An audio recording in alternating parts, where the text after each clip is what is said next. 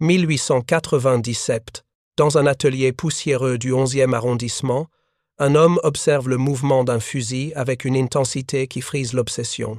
Son nom est Benjamin Hotchkiss, un ingénieur américain installé en France depuis 20 ans, et il a un rêve qui consume ses journées et hante ses nuits: créer une mitrailleuse qui ne s'enraye jamais.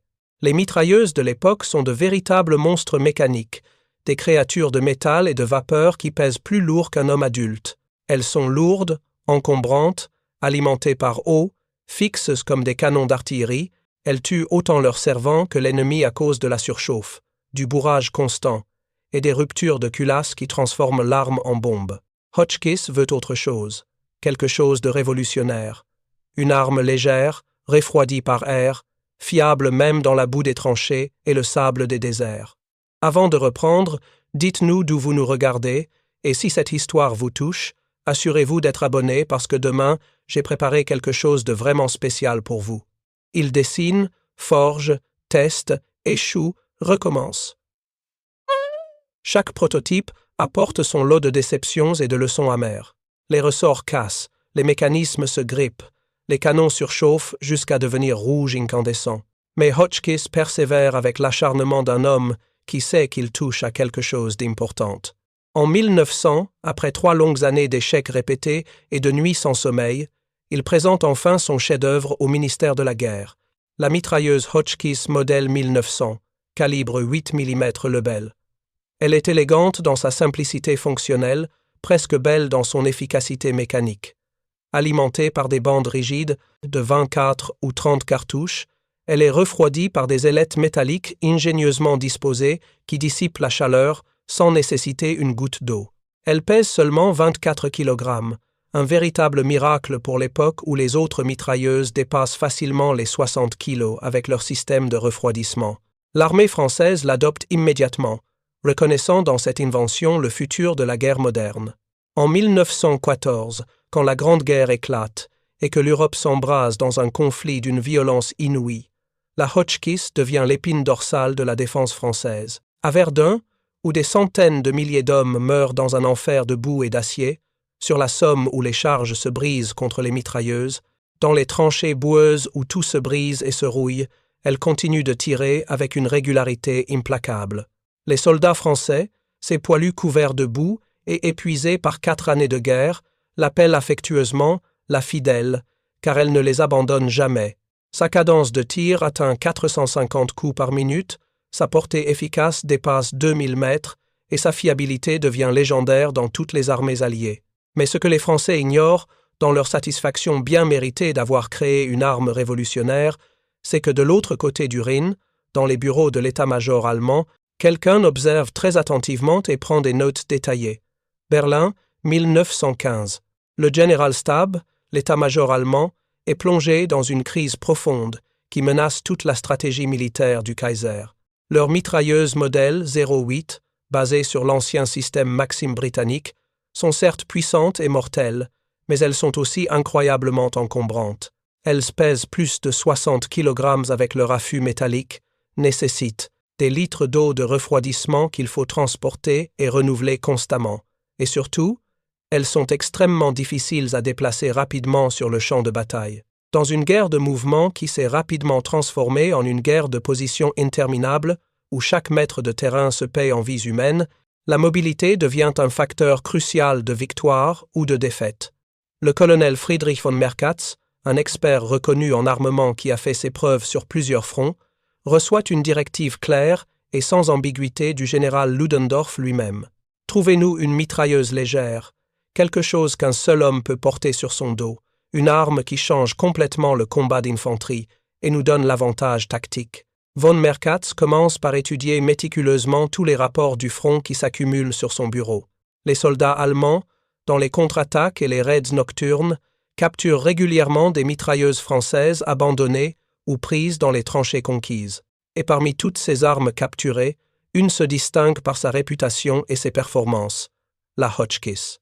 Regardez ces ailettes de refroidissement, dit-il à ses ingénieurs en désignant avec admiration une Hotchkiss capturée, criblée de balles et couverte de boue, mais encore parfaitement fonctionnelle. Pas d'eau, pas de tuyaux compliqués, pas de système fragile. juste l'air qui circule naturellement, et elle tire encore après 10 000 coups sans montrer le moindre signe de faiblesse. Il fait démonter l'arme pièce par pièce dans un atelier secret, sous la surveillance de gardes armés. Chaque ressort, chaque caim, chaque système de verrouillage est minutieusement mesuré au micromètre, dessiné avec précision par des dessinateurs techniques, photographié sous tous les angles et analysé par les meilleurs ingénieurs du Reich. Il découvre progressivement le génie caché de Benjamin Hotchkiss, un mécanisme à emprunt de gaz d'une simplicité remarquable, mais d'une efficacité redoutable, un système de bandes rigides qui ne se déforme jamais même dans les conditions les plus extrêmes, et surtout, une conception mécanique qui pardonne la saleté, la poussière, la boue, et continue de fonctionner là où d'autres armes s'enrayent et deviennent inutiles. Nous devons faire mieux, ordonne von Merkatz à son équipe d'ingénieurs réunis dans une salle enfumée par les cigarettes et le charbon. Prenez tout ce qui fonctionne bien dans cette conception française, améliorez systématiquement ce qui peut être amélioré. Adaptez-la à nos munitions, à notre doctrine tactique, à nos besoins opérationnels, et faites-en une arme authentiquement allemande qui surpassera l'original. Le projet ultra-secret reçoit un nom de code sibyllin qui ne figure dans aucun document officiel. Programme 13. Dans l'immense usine Rheinmetall de Düsseldorf, sous les hautes verrières enfumées par la production de guerre incessante, les ateliers résonnent jour et nuit du fracas des marteaux pneumatiques et du sifflement aigu des tours mécaniques. Une nouvelle mitrailleuse prend lentement forme sur les établis des armuriers les plus talentueux d'Allemagne. Les ingénieurs allemands, méthodiques et perfectionnistes, ont complètement disséqué la Hotchkiss française et la reconstruisent maintenant selon leur propre vision du combat moderne. Ils gardent religieusement le principe révolutionnaire du refroidissement par air avec ses ailettes métalliques. Ils conservent le système éprouvé à emprunt de gaz qui a fait ses preuves sur tous les fronts. Mais ils changent le calibre pour passer au 7,92 x 57 mm. Mauser, la munition standard de toute l'armée allemande, ce qui simplifie énormément la logistique. Ils modifient également en profondeur le système d'alimentation. Au lieu des bandes rigides métalliques de la Hotchkiss qui peuvent être encombrantes dans certaines situations tactiques, ils développent un ingénieux chargeur-tambour métallique contenant 100 cartouches, beaucoup plus compact et surtout beaucoup plus rapide à recharger sous le feu ennemi. Le résultat de ces mois de travail acharné dépasse toutes les espérances. La modèle 13, une mitrailleuse légère de seulement 11 kg, soit moins de la moitié du poids de la Hotchkiss originale. Elle peut être portée par un seul fantassin sans assistance, déplacée rapidement d'une position à l'autre. Elle tire à une cadence impressionnante de 600 coups par minute, et les premiers tests montrent qu'elle ne s'enraye presque jamais, même après des milliers de coups tirés sans interruption. Mais l'histoire a ses ironies cruelles. L'armistice de novembre 1918 arrive brutalement avant que la modèle 13 puisse être produite en masse et distribuée aux troupes allemandes. L'Allemagne est vaincue, humiliée, forcée de signer un traité qui lui arrache des provinces entières. Le traité de Versailles, ce dictat imposé par les vainqueurs, interdit formellement toute production d'armes lourdes sur le territoire allemand. Les plans détaillés de la modèle 13, ces précieux dessins techniques qui représentent des années de travail, sont soigneusement cachés dans des coffres-forts secrets, dans des caves oubliées, attendant patiemment leur heure qui viendra forcément. Les ingénieurs allemands, ces hommes têtus et obstinés, n'abandonnent absolument pas leurs rêves. Ils savent avec certitude qu'un jour, tôt ou tard, l'Allemagne se réarmera et reprendra sa place parmi les grandes puissances militaires. Et quand ce jour béni arrivera enfin, ils seront parfaitement prêts avec leurs armes révolutionnaires. Les années 20 arrivent avec leurs privations et leur humiliation nationale. L'Allemagne est officiellement désarmée, surveillée par des commissions alliées qui inspectent les usines et confisquent les armes. Mais sous le couvert de sociétés civiles apparemment innocentes, les ingénieurs militaires continuent discrètement à travailler. Certains partent en Suisse neutre, d'autres en Suède où les restrictions du traité de Versailles ne s'appliquent pas. La puissante firme Rheinmetall ouvre très discrètement un bureau technique à Soleure, une petite ville suisse tranquille. Officiellement, cette société fabrique des équipements agricoles parfaitement légaux, des tracteurs, des charrues, des machines à battre le grain. Officieusement, dans des ateliers cachés au fond des hangars, elle continue de perfectionner la Model 13 avec des améliorations constantes. En 1930, un prototype considérablement amélioré est testé en grand secret dans les forêts profondes de Thuringe, loin des regards indiscrets des commissions de contrôle alliées. Les résultats des essais dépassent absolument toutes les attentes les plus optimistes. La mitrailleuse est devenue encore plus légère, encore plus fiable, encore plus mortelle dans son efficacité mécanique. Elle peut être montée sur un bipied léger pour le tir en appui rapproché de l'infanterie ou sur un trépied stable pour la défense statique de positions fortifiées. C'est devenu une arme véritablement universelle, capable de s'adapter à toutes les situations tactiques imaginables. Quand Adolf Hitler arrive brutalement au pouvoir en 1933 avec ses promesses de revanche et de grandeur retrouvées, il déchire publiquement et théâtralement le traité de Versailles devant une foule en délire. Le réarmement massif de l'Allemagne commence immédiatement et ouvertement, sans plus aucune cachotterie.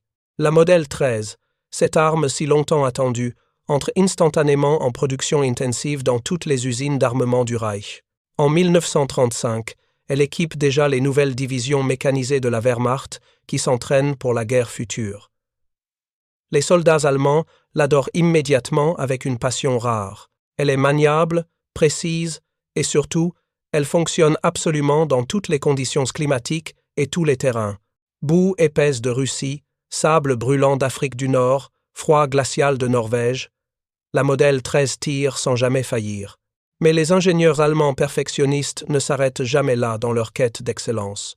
Ils ont déjà commencé à travailler sur une version encore plus avancée et plus redoutable. La Model 34, puis l'absolument légendaire Model 42, qui terrorisera tous les champs de bataille. Toutes ces armes, sans exception, héritent directement du principe fondamental volé et copié à Benjamin Hotchkiss. Le refroidissement ingénieux par air et la simplicité mécanique qui garantit la fiabilité. France, mai 1940. Les divisions blindées allemandes déferlent comme un raz de marée d'acier à travers les Ardennes que l'état-major français croyait impénétrables. L'armée française, malgré ses chars modernes et ses impressionnantes fortifications de la ligne Maginot, est complètement submergée par la vitesse et la violence de l'attaque. En seulement 6 semaines terribles, la France s'effondre dans une débâcle militaire sans précédent. Dans les fossés boueux le long des routes encombrées de réfugiés, on trouve partout des mitrailleuses Hotchkiss, abandonnées à la hâte par des troupes en déroute. Elles sont rouillées, à court de munitions, complètement dépassées par les événements. Elles ont servi fidèlement pendant 25 longues années, mais le monde a terriblement changé et la guerre moderne ne pardonne pas. Les soldats allemands victorieux avancent rapidement avec leur redoutable Model 34, ses descendantes directes et perfectionnées de la Hotchkiss française originale. Refroidie par air avec le même système d'ailettes. Alimentée par bandes métalliques. Robuste et fiable, mais tellement plus modernes, tellement plus rapides, tellement plus mortelles dans leur efficacité destructrice. Un vieux soldat français capturé, un vétéran marqué de Verdun qui a survécu à l'enfer de 1906, regarde une Model 34 allemande avec une stupéfaction mêlée d'incrédulité. Il reconnaît immédiatement le profil caractéristique, les ailettes familières de refroidissement, le mécanisme qu'il connaît si bien. Mais c'est une Hotchkiss, murmure-t-il d'une voix brisée par l'émotion et l'incompréhension. Ils ont copié notre fidèle Hotchkiss et l'ont retourné contre nous. Un jeune officier allemand, impeccable dans son uniforme, sourit avec une certaine condescendance teintée de respect. Nous avons simplement pris ce qui était excellent dans votre conception, et nous l'avons considérablement amélioré, perfectionné, modernisé. C'est l'art éternel de la guerre, monsieur le Français. Les meilleures idées n'ont pas de nationalité, elles appartiennent à celui qui sait les exploiter. L'ironie historique est absolument cruelle et déchirante. L'arme géniale qui a héroïquement sauvé la France en 1914 est devenue, entre les mains expertes des ingénieurs allemands, l'arme redoutable qui la conquiert et l'humilie en 1940. Après la Seconde Guerre mondiale terminée, quand les historiens militaires du monde entier étudient méthodiquement les armements du conflit le plus meurtrier de l'histoire, ils découvrent une vérité historique absolument étonnante. Presque toutes les mitrailleuses allemandes qui ont semé la terreur descendent, directement ou indirectement, de l'humble mitrailleuse Hotchkiss française inventée dans ce petit atelier parisien.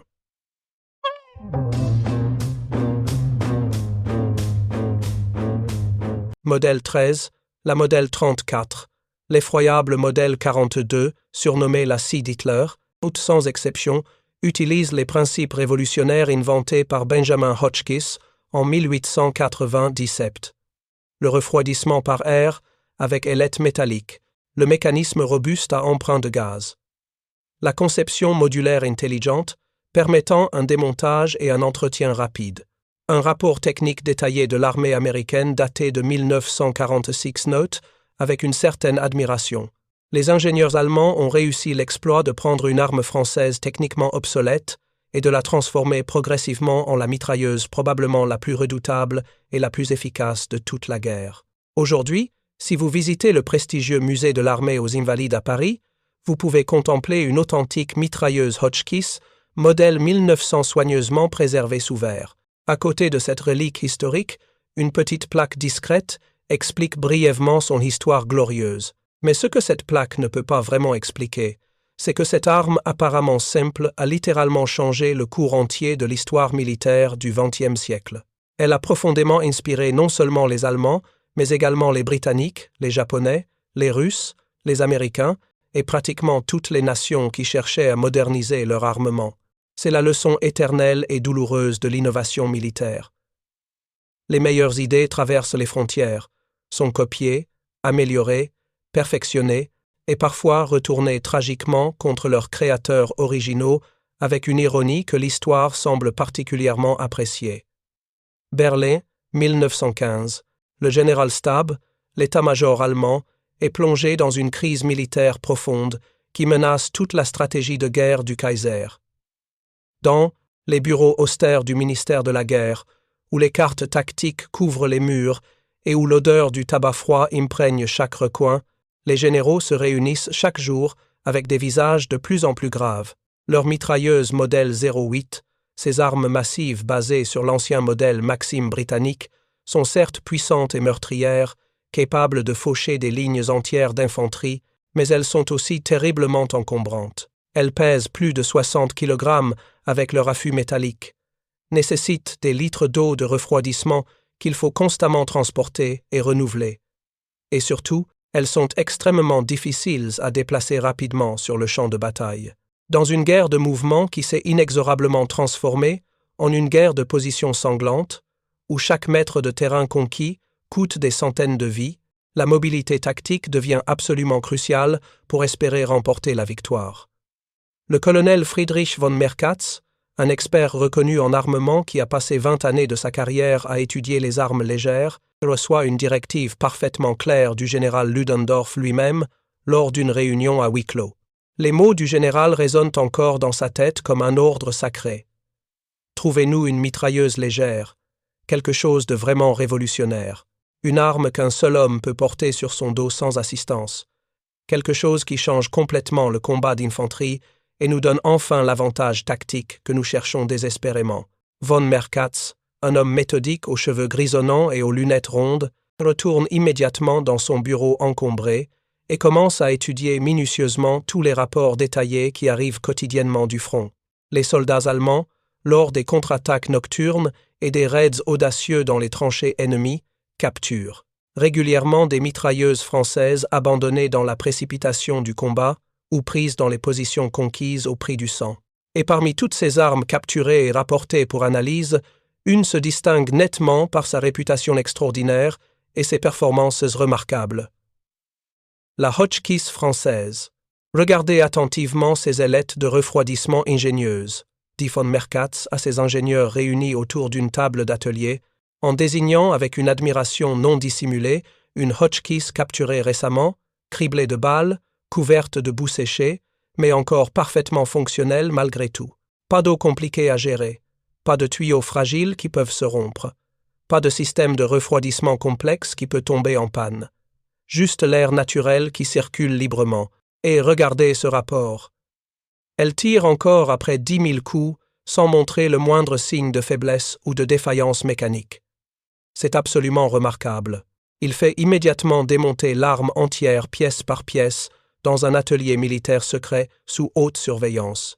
Chaque minuscule ressort, chaque came précisément usinée, chaque système de verrouillage complexe est soigneusement mesuré au micromètre par des techniciens spécialisés, dessiné avec une précision millimétrique par des dessinateurs industriels expérimentés, photographié sous tous les angles possibles et analysé en profondeur par les meilleurs ingénieurs en armement du Reich allemand. Les ingénieurs allemands, ces hommes brillants formés dans les meilleures écoles polytechniques de Munich et de Berlin, découvrent progressivement le génie caché de Benjamin Hotchkiss dans chaque détail de la conception. Ils trouvent un mécanisme à emprunt de gaz d'une simplicité déconcertante, mais d'une efficacité redoutable, qui utilise la pression des gaz de combustion pour actionner automatiquement le mécanisme de rechargement. Ils admirent le système de bandes rigides métalliques qui ne se déforment jamais, même sous les conditions les plus extrêmes de chaleur ou de froid. Et surtout, ils découvrent avec fascination une conception mécanique générale qui pardonne miraculeusement la saleté, la boue, la poussière, le sable, et qui continue de fonctionner là où toutes les autres armes s'enrayent irrémédiablement et deviennent inutiles. Les tolérances entre les pièces sont suffisamment larges pour permettre l'accumulation de débris sans bloquer le mécanisme, mais suffisamment précises pour garantir un fonctionnement fiable. C'est un équilibre extraordinairement difficile à atteindre que les Français ont magistralement réussi. Nous devons absolument faire mieux que l'original, ordonne fermement von Merkatz à son équipe d'ingénieurs lors d'une réunion décisive dans son bureau, enfumée par les cigarettes et les pipes. Prenez systématiquement tout ce qui fonctionne brillamment dans cette conception française que nous avons devant nous. Étudiez chaque principe, chaque innovation, chaque solution technique, améliorez méthodiquement tout ce qui peut être amélioré ou modernisé. Adaptez-la parfaitement à nos munitions standards allemandes, à notre doctrine tactique éprouvée, à nos besoins opérationnels spécifiques sur le front oriental et occidental, et faites-en finalement une arme authentiquement allemande qui surpassera largement l'original français et qui donnera à nos troupes la supériorité tactique qu'elles méritent. Le projet ultra-secret, classifié au plus haut niveau de confidentialité militaire, reçoit un nom de code simple mais énigmatique qui ne figurera dans aucun document officiel accessible. Programme 13. Dans les semaines qui suivent cette décision capitale, les meilleurs armuriers d'Allemagne se mettent au travail avec une détermination farouche et un perfectionnisme typiquement germanique. Ils travaillent jour et nuit dans des ateliers secrets, sous surveillance armée constante, testant des dizaines de variations, ajustant chaque détail, perfectionnant chaque composant, jusqu'à atteindre l'excellence absolue qu'ils recherchent obsessionnellement. Von Merkatz supervise personnellement chaque étape du développement avec une attention minutieuse aux moindres détails techniques. Il assiste aux essais de tir, prend des notes détaillées, suggère des modifications, pousse constamment son équipe vers l'excellence. Il sait que cette arme pourrait changer le cours de la guerre, et il ne peut pas se permettre le moindre échec ou la moindre approximation. Chaque soir, il rentre tard chez lui, épuisé mais animé par une conviction profonde qu'il est en train de créer quelque chose de véritablement révolutionnaire qui marquera l'histoire militaire. L'ironie ne lui échappe pas complètement. Ils sont en train de copier et d'améliorer une arme française pour ensuite l'utiliser contre les Français eux-mêmes. Mais dans la logique implacable de la guerre totale, tous les moyens sont bons pour obtenir la victoire finale, et le patriotisme n'a pas de place pour les scrupules sentimentaux ou les considérations morales déplacées. Usine Rheinmetall, Düsseldorf, 1918. Les immenses ateliers industriels résonnent sans interruption du fracas assourdissant des marteaux pneumatiques et du sifflement aigu des tours mécaniques qui travaillent le métal jour et nuit. Sous les hautes verrières enfumées par la production de guerre incessante, où la lumière du jour perce difficilement à travers les nuages de fumée industrielle, une nouvelle mitrailleuse révolutionnaire prend lentement forme sur les établis des meilleurs armuriers d'Allemagne. L'air est épais, chargé de l'odeur âcre de l'huile de coupe, du métal chauffé et de la sueur des ouvriers qui travaillent en équipe continue de 12 heures. Les contremaîtres circulent entre les rangées de machines-outils avec leurs carnets, vérifiant chaque pièce, contrôlant chaque mesure au micromètre, refusant impitoyablement toute approximation. La guerre fait rage depuis maintenant 4 longues années, et chacun sait que chaque arme produite ici peut faire la différence entre la victoire et la défaite finale. Les ingénieurs allemands, ces hommes méthodiques et perfectionnistes formés dans les meilleures écoles polytechniques du Reich, ont complètement disséqué la mitrailleuse Hotchkiss française capturée et l'ont maintenant reconstruite selon leur propre vision du combat moderne et de l'efficacité mécanique. Ils ont passé des mois à analyser chaque composant, à comprendre chaque principe, à identifier chaque force et chaque faiblesse de la conception originale. Ils gardent religieusement le principe révolutionnaire du refroidissement par air avec préparer et raconter cette histoire. Nous a pris beaucoup de temps, alors si vous l'appréciez, abonnez-vous à notre chaîne, cela compte énormément pour nous. Maintenant, retournons à l'histoire. Ces ailettes métalliques ingénieusement disposées qui dissipent la chaleur sans nécessiter une seule goutte d'eau précieuse. Ils conservent avec respect le système éprouvé à emprunt de gaz qui a démontré sa fiabilité exceptionnelle sur tous les fronts de bataille, ce mécanisme élégant qui utilise la pression des gaz de combustion pour recharger automatiquement l'arme. Mais il change délibérément le calibre, abandonnant le 8 mm Lebel français, pour passer au 7,92 x 57 mm Mauser et la munition standard de toute l'armée allemande, ce qui simplifie considérablement toute la logistique d'approvisionnement et permet une interchangeabilité parfaite avec les autres armes. Il modifie également en profondeur le système d'alimentation après avoir identifié certaines limitations tactiques. Au lieu des bandes rigides métalliques de la Hotchkiss, qui peuvent être encombrantes lors des déplacements rapides et qui nécessitent un certain temps pour être rechargées sous le feu ennemi, il développe un ingénieux chargeur tambour métallique circulaire contenant 100 cartouches bien protégées, beaucoup plus compact dans sa conception et surtout beaucoup plus rapide à recharger, même dans l'obscurité ou sous le stress intense du combat. Ce tambour peut être fixé et retiré en quelques secondes seulement, permettant au servant de maintenir un feu presque continu en ayant plusieurs chargeurs préparés à l'avance. Le résultat final de ces mois de travail acharné et d'innovation constante dépasse toutes les espérances initiales du projet. La modèle 13, une mitrailleuse légère, pesant seulement 11 kg sans son affût, soit exactement 2 fois plus légère que la Hotchkiss originale française. Elle peut être portée facilement par un seul fantassin sans assistance aucune, déplacée rapidement d'une position de tir à une autre selon les nécessités tactiques. Elle tire à une cadence impressionnante de 6-5 coups par minute, suffisamment rapide pour saturer une zone avec un feu nourri. Et surtout, les premiers tests intensifs montrent qu'elle ne s'enraye presque jamais, même après avoir tiré des milliers de cartouches sans interruption ni nettoyage. Mais l'histoire, cette ironiste cruelle, réserve une amère surprise aux ingénieurs allemands qui travaillent avec tant de passion. L'armistice brutal de novembre 1910 à 8 arrive soudainement, comme un coup de tonnerre dans un ciel d'été, avant que la modèle 13 puisse être produite en masse et distribuée aux unités combattantes qui en ont désespérément besoin. Les cloches sonnent dans tout le pays, annonçant la fin des hostilités. Mais pour beaucoup d'Allemands, c'est le son du désastre national. L'Allemagne est vaincue, humiliée, forcée de signer un armistice aux conditions draconiennes qui la mettent à genoux. Le Kaiser abdique et s'enfuit en Hollande comme un fugitif. Les révolutionnaires occupent les rues de Berlin, l'Empire s'effondre dans le chaos et la révolution.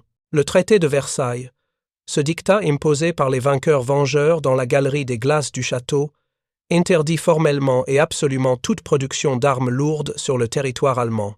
Les clauses militaires du traité sont d'une sévérité extrême. L'armée allemande est limitée à 100 000 hommes, les chars sont interdits, l'aviation est supprimée, la marine est réduite à presque rien. Les plans détaillés de la modèle 13, ces précieux dessins techniques qui représentent des années de recherche et de développement, en sont soigneusement cachés dans des coffres-forts secrets dissimulés dans les sous-sols des usines, dans des archives privées, dans des banques suisses discrètes, attendant patiemment leur heure qui viendra forcément un jour. Les prototypes fonctionnels sont démontés en pièces détachées et dispersés dans différents endroits pour éviter leur découverte par les commissions de contrôle alliées qui inspectent régulièrement les usines allemandes. Certaines pièces sont même enterrées dans des caisses étanches dans les forêts ou coulées dans le béton de fondation de bâtiments civils. Les ingénieurs prennent un risque énorme en conservant ces documents et ces pièces, car la découverte de matériel militaire caché peut entraîner de lourdes sanctions, des amendes massives, voire des poursuites judiciaires internationales. Mais ils sont convaincus de la justesse de leur cause et de l'avenir de leur patrie. Les ingénieurs allemands, ces hommes obstinés et patriotes qui refusent d'accepter la défaite comme définitive, n'abandonnent absolument pas leur rêve d'une Allemagne militairement forte et respectée. Ils continuent de se réunir, secrètement dans des appartements privés, dans des arrière-salles de restaurants, échangeant des notes, discutant d'améliorations possibles, gardant vivante la flamme de leur expertise technique. Ils savent avec une certitude absolue qu'un jour, tôt ou tard, quelle que soit la durée du calvaire, l'Allemagne se réarmera et reprendra sa place légitime parmi les grandes puissances militaires européennes. Les traités ne durent jamais éternellement. Les équilibres politiques changent, et les nations humiliées cherchent toujours leur revanche. Et quand ce jour béni arrivera enfin, quand l'Allemagne pourra à nouveau forger ouvertement ses armes, ils seront parfaitement prêts avec leurs conceptions révolutionnaires cachées, leurs innovations techniques préservées et leur détermination intacte à faire de l'armée allemande la plus moderne et la plus efficace du monde entier. Les années 1920 apportent avec elles une période sombre pour l'Allemagne vaincue. Le pays est humilié, contraint de payer des réparations astronomiques qui écrasent son économie, occupé militairement dans plusieurs régions, mais l'esprit national n'est absolument pas brisé. Sous la surface de la défaite apparente, sous le couvert officiel de sociétés civiles parfaitement légales qui fabriquent des produits pacifiques, les ingénieurs militaires allemands continuent obstinément à travailler en secret sur leurs projets d'armement. Certains parmi les plus brillants partent discrètement en Suisse neutre, d'autres s'installent en Suède libérale, dans ces pays où les restrictions draconiennes du traité de Versailles ne s'appliquent pas, et où ils peuvent continuer leurs recherches sans être surveillés par les commissions de contrôle alliées qui inspectent régulièrement les usines allemandes. Ces hommes vivent une double vie étrange, travaillant officiellement comme ingénieurs civils le jour, mais poursuivant secrètement leur passion militaire la nuit dans des ateliers cachés.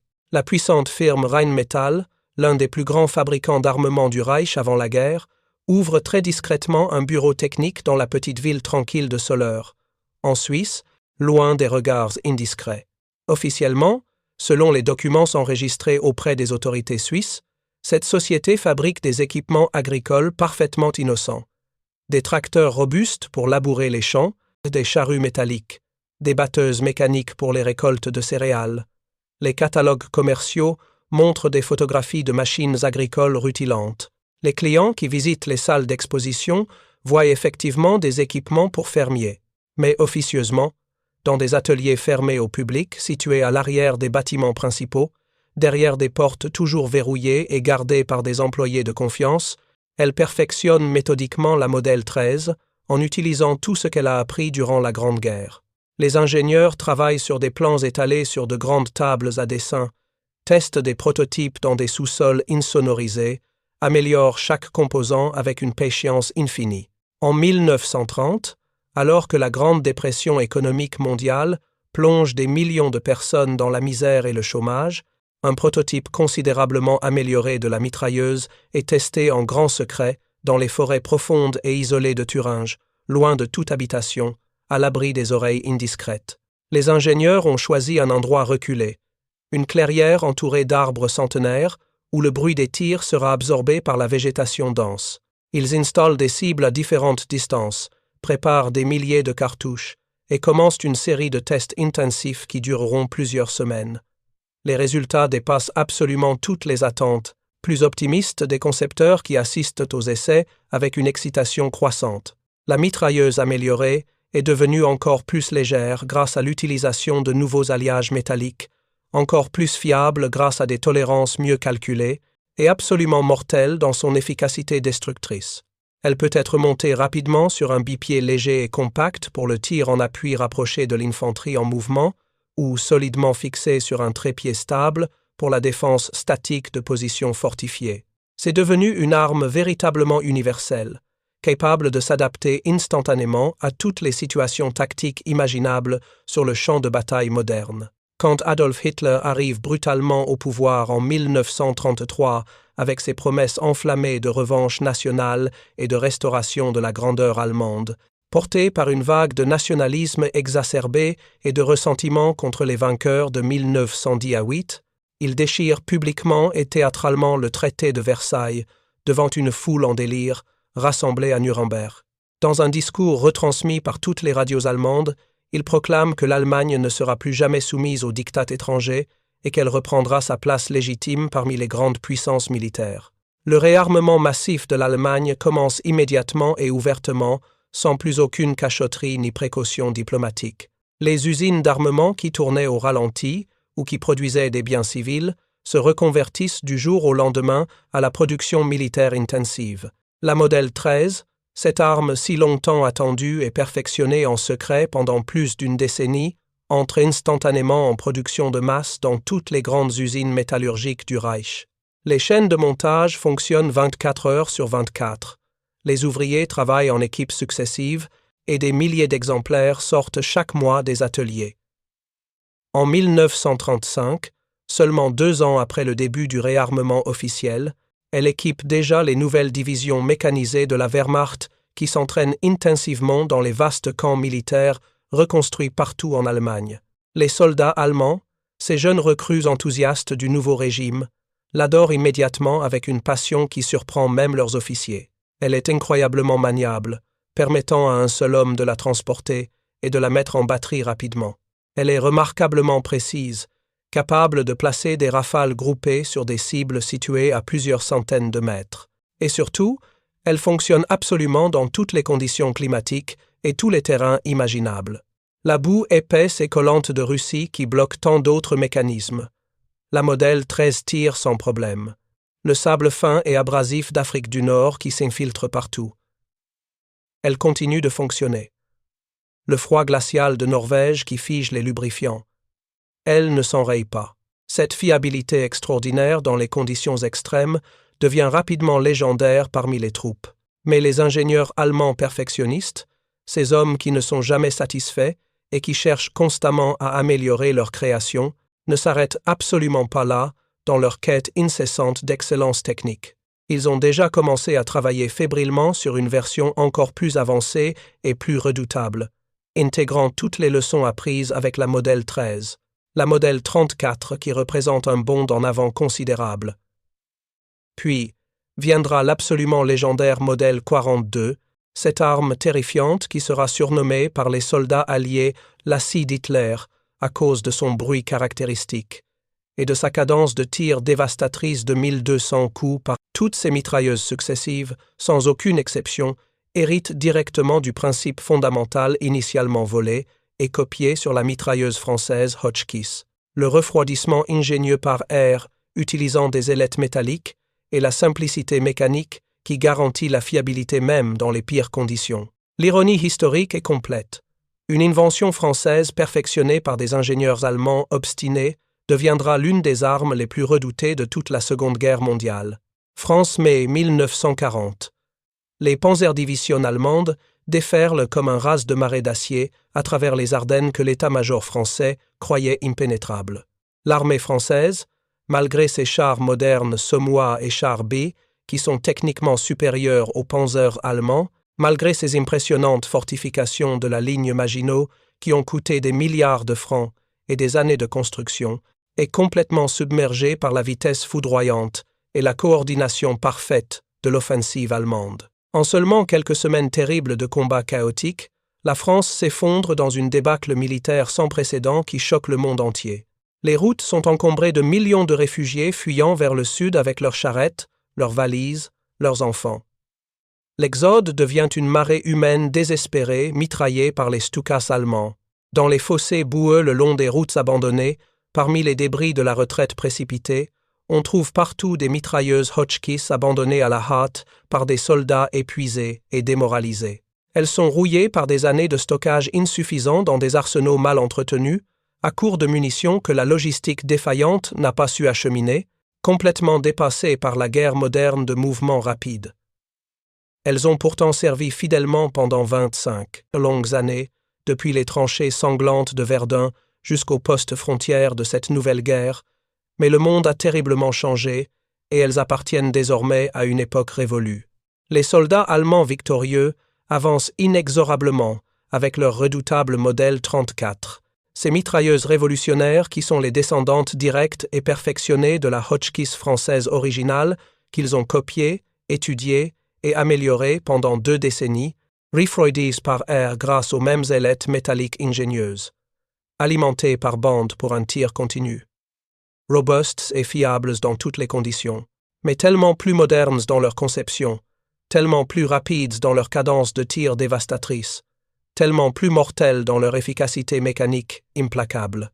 Un vieux soldat français capturé lors d'un accrochage, un vétéran marqué de Verdun qui porte encore les cicatrices physiques et mentales de 1906, regarde une modèle 34 allemande avec une stupéfaction mêlée d'incrédulité et de tristesse profonde. Il reconnaît immédiatement le profil caractéristique qu'il connaît si bien, les ailettes familières de refroidissement qu'il a nettoyées 100 fois, le mécanisme à emprunt de gaz qu'il pourrait démonter les yeux fermés. Mais c'est une Hotchkiss, murmure-t-il d'une voix brisée par l'émotion et l'incompréhension totale, s'adressant à personne en particulier. Ils ont copié notre fidèle Hotchkiss et l'ont retourné contre nous. Comment est-ce possible? Un jeune officier allemand impeccable dans son uniforme gris-vert, arrogant dans la victoire, sourit avec une condescendance teintée d'un certain respect pour le vieux guerrier. Nous avons simplement pris ce qui était excellent dans votre conception française, monsieur, et nous l'avons considérablement rendu meilleur par notre ingénierie supérieure.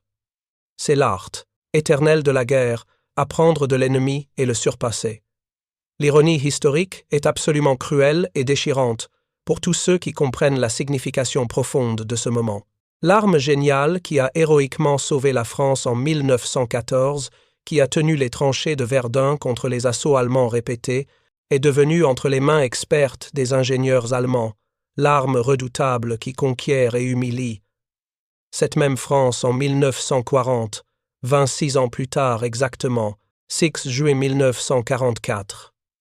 L'aube se lève lentement sur les plages de Normandie dans une lumière grise et froide qui annonce une journée historique. Des milliers de soldats alliés, Américains nerveux du Texas et de l'Iowa, Britanniques et stoïques de Londres et d'Écosse, Canadiens déterminés de l'Ontario et du Québec, chargent depuis leurs péniches de débarquement qui tanguent violemment dans la houle. Les vagues glacées de la Manche éclaboussent leurs visages déjà pâles de peur et d'appréhension. Le bruit assourdissant des moteurs diesel et des bombardements navals couvre presque complètement le son sifflant des balles qui commencent à fendre l'air. Presque, mais pas tout à fait. Dans les bunkers massifs en béton armé construits par l'organisation TOT sur les hauteurs dominant les plages, les mitrailleurs allemands bien entraînés ouvrent méthodiquement le feu sur les cibles qui se présentent en masse devant eux. Ce ne sont plus les anciennes modèles 13 des années 30, ni même les modèles 34 qui ont conquis la France 4 ans plus tôt. Ce sont maintenant des modèles 42 ultramodernes.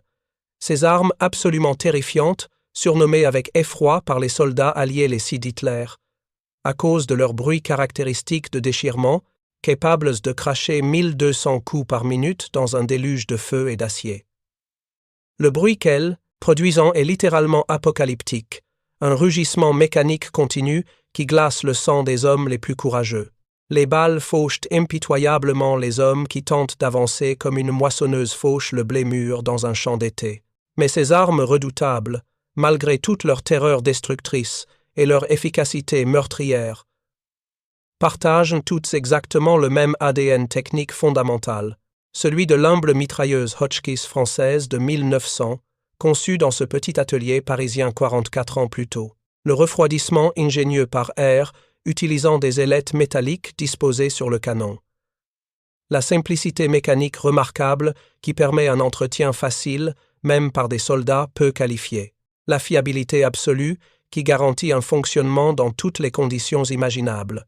Un jeune soldat américain terrifié, cloué derrière un obstacle métallique de plage appelé hérisson tchèque, ses vêtements trempés d'eau salée et peu, être d'urine, reconnaît immédiatement le son distinctif et cauchemardesque d'une modèle 42 qui tire depuis un bunker situé à 200 mètres. Il hurle désespérément à son sergent qui rampe près de lui. On ne peut absolument pas avancer. Ils ont beaucoup trop de mitrailleuses qui nous clouent ici. Le sergent expérimenté, un vétéran de la campagne d'Afrique du Nord, répond en criant pour couvrir le vacarme ambiant. Alors, On attend patiemment qu'ils changent de canon. Ils ne peuvent pas tirer éternellement sans surchauffer. C'est parfaitement vrai selon les manuels techniques. Même les redoutables modèles 42 surchauffent dangereusement après seulement quelques minutes de tir absolument continu, à cadence maximale. Les servants allemands bien entraînés doivent alors obligatoirement changer les canons incandescents en pleine bataille, une procédure délicate qui prend exactement 7 secondes, chronométrée quand elle est parfaitement exécutée. 7 précieuses secondes de silence relatif pendant lesquelles les alliés courageux bondissent en avant en hurlant. Mètre par mètre sanglant, corps par corps tombé, ils progressent inexorablement vers les bunkers. Les fortifications allemandes tombent une à une sous l'assaut. Les mitrailleuses terrifiantes se taisent finalement. Mais le prix payé est absolument terrible et déchirant. Des milliers de jeunes hommes morts gisent sur le sable. Aujourd'hui, si vous visitez le prestigieux musée de l'armée, situé aux Invalides à Paris, vous pouvez contempler une authentique mitrailleuse Hotchkiss modèle 1900 soigneusement, préservée sous une vitrine en verre. À côté de cette relique historique noircie par le temps et marquée par les batailles, une petite plaque discrète explique brièvement son histoire glorieuse et son rôle crucial pendant la Première Guerre mondiale. Mais ce que cette plaque officielle ne peut vraiment pas expliquer dans son texte limité, c'est que cette arme apparemment simple et presque désuète a littéralement changé le cours entier de l'histoire militaire du XXe siècle d'une manière que Benjamin Hotchkiss n'aurait jamais pu imaginer. Elle a profondément inspiré non seulement les ingénieurs allemands qui l'ont copiée et perfectionnée, mais également les concepteurs britanniques, les armuriers japonais qui l'ont adaptée pour leurs besoins, les ingénieurs soviétiques qui ont étudié ses principes, les Américains qui ont incorporé certaines de ses innovations, et pratiquement toutes les nations industrialisées qui cherchaient désespérément à moderniser leur armement pour la guerre moderne. Après 1945, quand l'Allemagne nazie est finalement vaincue et détruite, les Allemands eux-mêmes reconnaissent ouvertement leur dette technique envers la conception française originale dans plusieurs documents techniques, déclassifiés. Quand la Bundeswehr, la nouvelle armée allemande démocratique de l'Allemagne de l'Ouest, est officiellement créée en 1955 dans le contexte de la guerre froide naissante, elle adopte rapidement une version considérablement modernisée de la légendaire modèle 42, appelée désormais Modèle 3 ou MG3 dans la nomenclature militaire. Cette mitrailleuse remarquable, héritière directe de tous ces développements, est encore aujourd'hui en service actif dans plusieurs dizaines d'armées à travers le monde entier, prouvant la validité exceptionnelle des principes fondamentaux. Et si vous regardez attentivement de près cette arme ultramoderne, vous verrez encore clairement les fameuses ailettes caractéristiques de refroidissement par air disposées tout le long du canon, l'héritage technique absolument direct de Benjamin Hotchkiss et de son génie inventif d'il y a plus de 127 ans. Un vieil homme se tient silencieusement devant la vitrine du musée parisien par un après-midi pluvieux de novembre. Il a maintenant 90 ans bien sonnés, ancien résistant français qui a combattu dans le maquis, vétéran décoré du débarquement de Normandie, où il a perdu tant de camarades. Il regarde longuement la Hotchkiss exposée avec un mélange complexe de respect profond et de tristesse mélancolique qui ne le quitte jamais vraiment. « Nous avons brillamment inventé cette arme révolutionnaire », murmure-t-il doucement à son petit-fils curieux qui l'accompagne et pose 1000 questions. Mais nous avons tragiquement oublié de continuer à l'améliorer, de la perfectionner, de l'adapter. Les Allemands méthodiques, eux, n'ont absolument jamais cessé de travailler même une seule journée. Même complètement vaincus en 1910 à 8, même formellement interdits de réarmement, ils ont obstinément continué leurs recherches en secret. Le petit-fils réfléchit et demande innocemment « C'est une leçon importante, grand-père » ?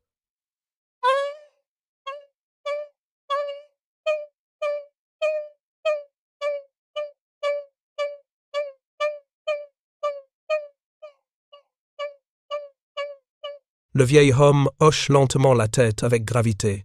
Aujourd'hui, si vous visitez le prestigieux musée de l'armée aux Invalides à Paris, vous pouvez voir une mitrailleuse Hotchkiss modèle 1900 soigneusement préservée sous verre. À côté de cette relique historique, une plaque discrète explique brièvement son histoire glorieuse. Ce que la plaque ne dit absolument pas, c'est que cette arme, apparemment simple, a profondément changé le cours de l'histoire militaire du XXe siècle tout entier. Elle a inspiré non seulement les ingénieurs allemands qui l'ont copiée, mais aussi les concepteurs britanniques, les armuriers japonais, les Américains pragmatiques et pratiquement toutes les nations industrialisées.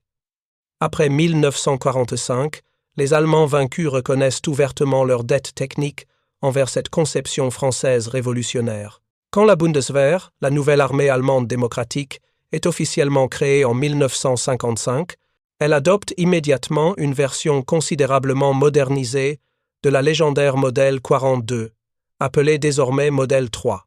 Cette mitrailleuse remarquable est encore aujourd'hui en service actif dans plusieurs dizaines d'armées à travers le monde. Et si vous regardez attentivement de près, vous verrez encore clairement les ailettes caractéristiques de refroidissement par air. L'héritage technique absolument direct de Benjamin Hotchkiss. Un vieil homme de 90 ans, ancien résistant et vétéran de Normandie, se tient devant la vitrine du musée et contemple la Hotchkiss avec un mélange de respect et de tristesse. « Nous avons inventé l'arme », murmure-t-il à son petit-fils, « mais nous avons oublié de l'améliorer. Les Allemands, eux, n'ont jamais cessé de travailler. » Le petit-fils demande « C'est une leçon, grand-père » Vieil homme hoche gravement la tête. « Oui. En temps de paix, ne jamais oublier que d'autres préparent la guerre. Dehors, Paris brille, les touristes riant. Mais quelque part, un ingénieur dessine une nouvelle arme. Quelqu'un observe, quelqu'un copie. C'est le cycle éternel. Créer, combattre, oublier, recommencer. Ensuite, 2 autres histoires exceptionnelles vous attendent à l'écran. Si celle-ci vous a touché, vous ne voudrez pas manquer les suivantes. Cliquez et allez les découvrir. Et n'oubliez pas de vous abonner et d'activer la cloche de notification pour ne rater aucune de nos prochaines vidéos.